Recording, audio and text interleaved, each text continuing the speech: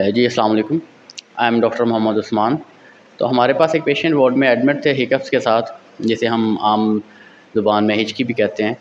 तो हिचकी अगर कंटिन्यूसली चलती रहे तो ये बड़ी इरिटेटिंग हो जाती है, इससे आपको नींद नहीं आती ठीक से, आपकी फ़िज़िकल एग्ज़ॉशन हो सकती है।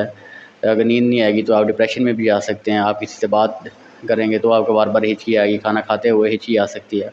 तो ये जो वीडियो है इनकी परमिशन से ही बन रही है, तो ये थोड़ी-सी अपनी हिस्ट्री बताते हैं, तो इसके बाद आई विल फर्दर एलैबोरेट कि किस तरह आप जो हिचकी है उसको घर में क्या चीज़ें इस्तेमाल कर सकते हैं, फिर कब आपको डॉक्टर को दिखाना चाहिए और ये जो हिचकी है इसके क्या ट्रीटमेंट कर सकते हैं आप। तो ये थोड़ी हिस्ट्री आपको बताएँगे। अस्सलाम वालेकुम। और मुझे तकरीबन 1 महीना पहले जो है ना हिचकी लग गई थी अचानक। तो ये हिचकी की वजह से मुझे बहुत ज़्यादा तकलीफ़ हुई, पसलियों में हर जगह से मैंने बहुत इसका इलाज करवाया और बहुत सारी चीज़ें मैंने इसके लिए ली हैं। तो इसके साथ-साथ मैंने देसी टोटके भी करता रहा हूँ, जैसे नमक लिया और नींबू चाटता रहा, किसी ने जो तरीका बताया मैं वो सब करता रहा हूँ। तो अल्हम्दुलिल्लाह इन्हीं दोस्तों के टोटकों के साथ जो है ना अब मैं बेहतर हूँ। मुझे तकरीबन 1-2 दिन हो गए कि हिचकी का आराम है। ज़्यादातर जो है ना नींबू का मैंने इस्तेमाल किया है, उसकी वजह से भी है। और उसके अलावा थोड़ी जो है ना मेरे इस जगह पे कंधे पे थपथपाई करता हूँ, जिसकी वजह से भी हिचकी का काफ़ी आराम आया है। और बाकी जो मेडिकल की मेडिसिन है, तो वो आपको डॉक्टर साहब बताएँगे। वो मेडिसिन भी बहुत अच्छी है, उस मेडिसिन से भी बहुत आराम आता है। चलें शुक्रिया। तो मैं अब थोड़ा आपको फर्दर एलैबोरेट करता हूँ इसके बारे में। जैसे कि आपने इनकी हिस्ट्री सुनी है, तो इन्हें अप्रॉक्सीमेटली 1 मंथ के करीब हो गया था हिकअप्स को आते हुए। तो इन्होंने गर्मी की मेडिसिन यूज़ की हैं, उससे ठीक नहीं हुए। फिर ये इधर आके एडमिट हुए हमारे हॉस्पिटल में। तो कुछ हिकअप्स पहले तो बताता हूँ आपको हिकअप्स के बारे में कि हिकअप 3 तरह की हो सकते हैं। वो हिकअप्स जो हमें कुछ सेकंड से मिनट्स तक होती हैं, वो जल्दी ठीक हो जाती हैं। और कुछ हिकअप्स जो हिचकियाँ होती हैं, कुछ ऐसी भी होती हैं, कुछ घंटों तक चलती हैं, 48 आवर तक चल सकती हैं, कुछ 24 आवर तक चल सकती है। और कुछ हिकअप्स होती हैं जो आपकी कंटिन्यूसली चल रही होती हैं। और जो हिकअप्स कंटिन्यूसली चल रही होती हैं, ये किसी मेजर मसले की इंडिकेशन होती हैं। और जो कुछ सेकंड्स के लिए हिकअप्स होती हैं, ये तो मेद में जो गैस भर जाती है उसकी वजह से भी हो सकती है। जो 48 घंटे तक है वो आपको इंटुबेशन की हो, जहाँ पर कोई ऑपरेट हुआ हो, जनरल एनेस्थीसिया लगा हो, उसकी वजह से भी हो सकती है। जो आपको परसिस्टेंट और काफ़ी लंबे अरसे से हिचकियाँ आ रही हैं, वो काबिल तशख़ीस है। उसके लिए आपने डॉक्टर को ज़रूर चेकअप करवाना है। और वो आपको किसी गट की वजह से हो सकता है, एच पाइलोरी इन्फेक्शन उसकी वजह से भी हो सकता है। सबसे पहले तो 2 तरह के इसके ट्रीटमेंट आ जाएँगे। एक तो वो है जिसे हम घर में ट्रीट कर सकते हैं, और एक वो है जो हम हॉस्पिटल में देते हैं, जो एज़ अ मेडिकेशन हम प्रिस्क्राइब करते हैं।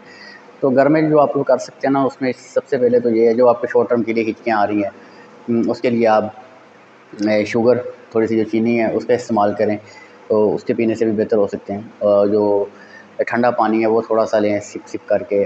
अगर आपके पास आइस क्यूब्स हैं तो आइस क्यूब का यूज़ करें। उसके साथ ये है कि जो बर्फ़ होगी उसे थोड़ा-सा जैसे चूसते हैं, वैसा उसे जो इस्तेमाल करें, उससे भी बेहतर हो सकते हैं। फिर आपने पानी पीना है, थोड़ा-सा ग्लास को दूर रख के पानी पिएँ, अपने मुँह से थोड़ा-सा दूर रख के पानी पिएँ। इससे भी बेहतर हो सकते हैं। फिर आपके जैसे इन्होंने पेशेंट ने भी बताया कि कंधों को थपथपाना है, जो बैक है, गर्दन है, इस जगह को थपथपाना है आपने। और ये जो इन्हें मैंने रेमेडीज़ बताया, इन्हें मैंने ये बताया था कि आप मेडिसिन के साथ ये वाली भी करें, इससे भी काफ़ी बेहतर हो जाते हैं पेशेंट। तो इन्हें इसलिए मैंने बताया था, तो इनको भी जो लेमन होता है, जो नींबू है, वो आप उसको भी बाइट करें। उससे नींबू के जो 2-4 कतरे अपने मुँह के अंदर निचोड़ें, उससे भी आप बेहतर हो सकते हैं। गरगल करने हैं, गरारे करने हैं आपने। बाकी जो होते हैं कि एनजी ट्यूब पास करनी होती है, जो स्टमक का कंटेंट है वो बाहर निकालना होता है, तो ये वाले घर में नहीं हो सकते, ये तो हॉस्पिटल प्रोसीजर है, ये हॉस्पिटल में हो सकते हैं प्रोसीजर्स। गैस्ट्रिक लवाज हो सकता है। आपको ये है कि लंबी-लंबी साँसें भी ले सकते हैं। लंबी-लंबी साँसें लें, इससे भी हिचकी रुक जाती है। अपनी साँस को थोड़े टाइम के लिए बंद करें, उतने टाइम के लिए जितने टाइम पे आप कंफर्टेबली कर सकते हैं, तो इससे भी कई दफ़ा हिचकी रुक जाती है। Breathing into a paper bag भी हो सकती है, कोई भी शापर लें, उसके अंदर आप साँस लें, उससे भी काफ़ी हद तक बेहतर हो सकते हैं। कोई मेंटल डिस्ट्रैक्शन, अभी किसी और चीज़ के बारे में सोचने लग गए हैं, आपका जो मेंटल कॉन्शियस है वो थोड़ी-सी चेंज, उससे भी आप काफ़ी हद तक बेहतर हो सकते हैं। ये वो चीज़ें हैं जिसे हम घर में करके अपनी जो हिचकियाँ हैं, इन्हें कंट्रोल कर सकते हैं। अगर इनसे भी बेहतर नहीं हो रही है और काफ़ी अरसे से आपको हिचकियाँ हो रही हैं, तो फिर आपने you must consult your doctor, तो आप डॉक्टर को ज़रूर दिखाना है। तो ये बहुत ज़्यादा ज़रूरी है, क्योंकि वो किसी और वजह से भी हो सकती हैं। ज़रूरी नहीं है कि वो माइनर पीरियड ऑफ टाइम के लिए हो। तो अगर आपको हिचकी काफ़ी लंबे टाइम से 48 घंटे से ज़्यादा हो गए हैं, तो आपने डॉक्टर को ज़रूर दिखाना है। वो किसी मेजर डिसऑर्डर की तरफ इंडिकेशन हो सकती हैं। मोस्टली हिकअप्स की इंडिकेशन है किसी डिसऑर्डर की तरफ नहीं होती, लेकिन इन रेयर केसेस ये हो सकता है, तो you must consult your doctor. अगर ये जो मैंने आपको बताई हैं इनसे हिचकी ठीक नहीं होती, फिर बारी आती है मेडिकेशन की। जैसे इन पेशेंट्स को हमने मेडिकेशन भी यूज़ करवाई हैं और फिर इन्हें लेमन बाइट भी करवाया है, जो शोल्ड्रोनेक्स से इन्हें थपथपाया भी है, तो दोनों चीज़ें साथ ही चल रही थी। तो फिर मेडिकेशन की बारी आती है, उसमें डिफरेंट मेडिकेशन आती हैं। तो before taking the medication you must consult your doctor, अपने डॉक्टर को ज़रूर आप दिखाएँ। तो इसी के साथ ख्याल रखें अपना, अपने बच्चों का। Take care. अल्लाह निगहबान, फ़ी अमान अल्लाह।